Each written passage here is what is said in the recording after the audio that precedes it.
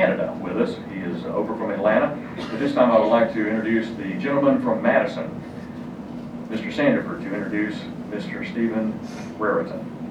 Thank you, Mr. Speaker. As you indicated, Steve Brereton is the Consul General of Canada. He was appointed Consul General of the Consul General of Canada in Atlanta in September 2009. Mr. Brereton is a career diplomat with distinguished background in international trade policy. He joined the Canadian Foreign Service in 1979 following graduation from Queen's University.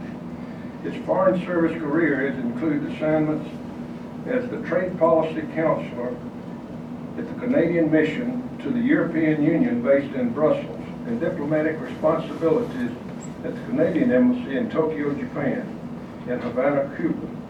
Also, most recently, he served as Consul General at the Canadian Consul General in Buffalo, New York. Mr. Brereton's appointment as Consul General in Atlanta also follows extensive periods of service at the department's headquarters in Ottawa. He is a native of Toronto, and Mr. Brereton and his wife Carolyn have two sons, James and William. Consul General of Canada in Atlanta administers trade, investment, consul, and public affairs programs throughout a 6-state territory in the southeastern United States: Alabama, Georgia, Mississippi, North Carolina, South Carolina, and Tennessee. He has with him today his consul, Rob Pengelli, and his communications director, Kim King. And Mr. Speaker, if I might make a point of personal privilege, it was my pleasure to have Steve speaking to the Rotary Club in Huntsville, Alabama last year. He did a great job. Everyone there asked a number of questions, and most everybody voted to have Keystone Pipeline working at 100%. So, Mr. Consul General, Huntsville, Alabama, and I think the state of Alabama supports the Keystone Pipeline. Please join me in welcoming Consul General Steve Brereton. Steve.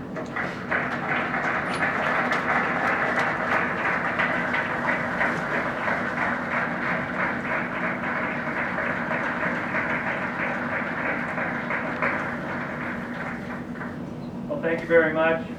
Thank you, Speaker Hubbard, Speaker Pro Tem Gaston, Majority Leader Hammond, and Representative Sandiford for that very kind introduction. And thank you to all members of the Alabama House of Representatives for this opportunity to speak to you today. It is a tremendous honor to be in Alabama today in this distinguished chamber and to have the opportunity to recognize the strong Alabama-Canada partnership. Canada and the United States share a special relationship that at every level is unique in the world.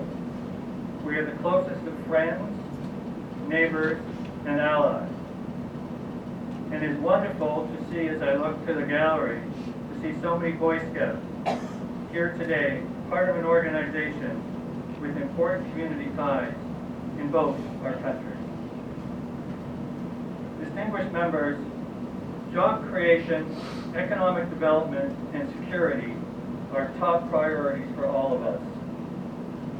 With this in mind, I'd like to share a few thoughts on the strong partnership that Canada enjoys with the state of Alabama and some of the recent activities and initiatives that will further strengthen this important relationship.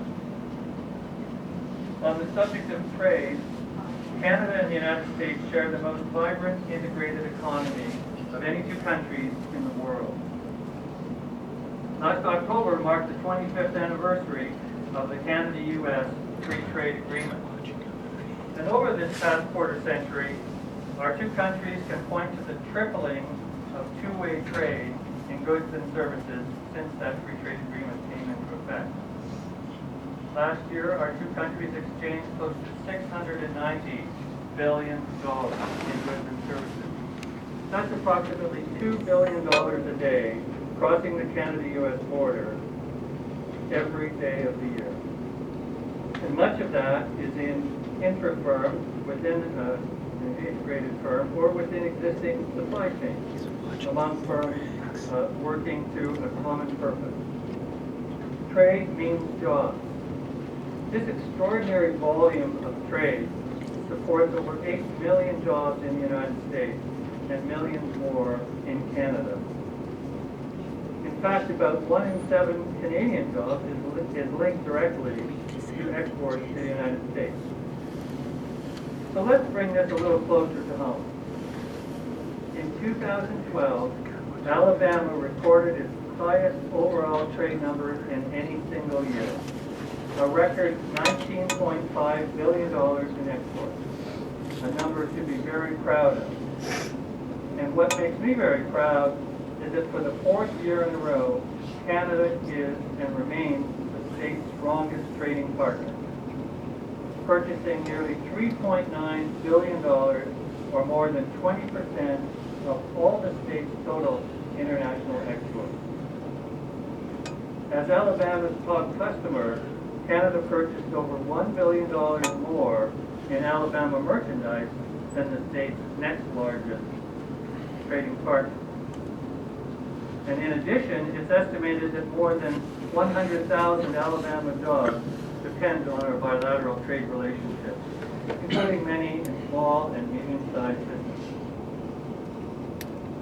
Investment is also an important part of our economic relationship. Canadian-owned companies like CGI Technology and Solutions Incorporated and Golden Boy, also Troy, as well as other Canadian-based companies, employ nearly 10,000 Alabama residents across the state.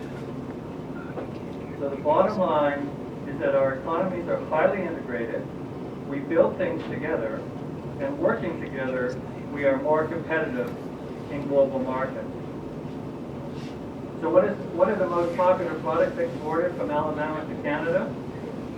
Well, approximately $2 billion of those trade is in automobile and motor vehicle parts.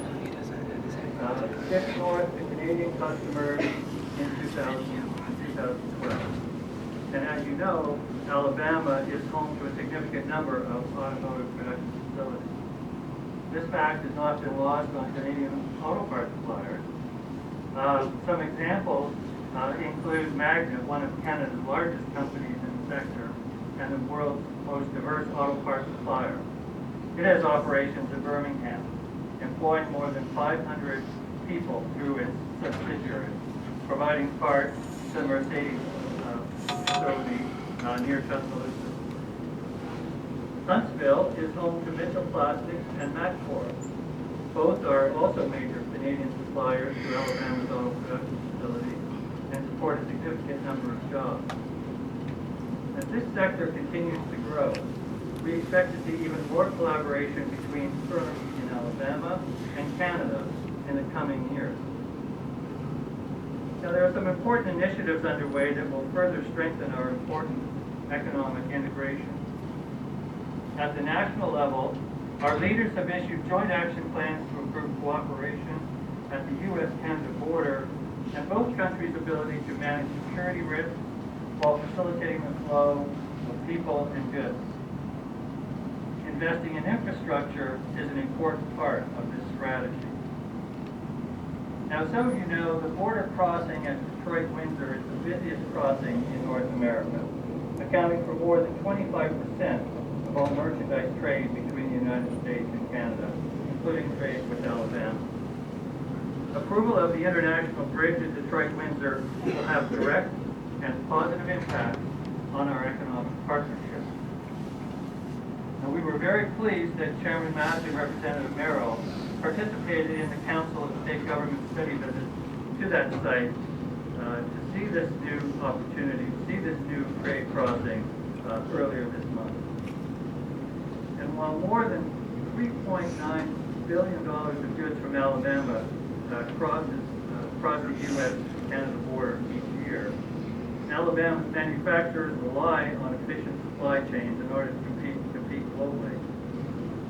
I believe that the implementation of these action plans and building of this new crossing will be important factors for your state, important opportunities for your state, making companies here in Alabama more competitive globally. One other important vehicle that helps grow our integrated economic partnership is the Southeast U.S. Canadian Provinces Alliance, an alliance which includes the 6 southeastern states, including Alabama, and 7 Canadian provinces. This alliance allows governors and provincial premiers an annual opportunity to discuss important economic policy issues of common interest and to engage with their respective private sector business delegations. At the July 2013 conference, that will be held in Halifax, Nova Scotia, we look forward to greeting our friends from Alabama, keen on expanding the business relationship between Canada and the southeastern states. We are confident that many new business connections will be forged at this event through the business-to-business meeting. Let me turn to another important connection between Alabama and Canada, and that is the subject of energy. As you may know, Canada is the largest and most secure supplier of oil, natural gas, electricity, and uranium to the United States. Every day, Canada supplies the United States with more oil than Saudi Arabia and Venezuela combined. Now, in late 2012, your colleagues, Majority Leader Hammond, Representative Davis, and Representative Sandiford joined other legislators on a Southern States Energy Board study trip to the Canadian oil sands. Earlier this year, Representative Wallace also visited as part of a Council of State Government study visit. They had a chance to see the vast oil sands operation up close and to meet with industry, government, and environmental experts. It is important that we get this vital energy resource to market. In that regard, as Representative Sanders spoke of earlier, many of you are aware of the proposed Keystone XL pipeline. This new pipeline would deliver Canadian, Montana, and North Dakota products to refining facilities in the Gulf Coast where there is excess capacity.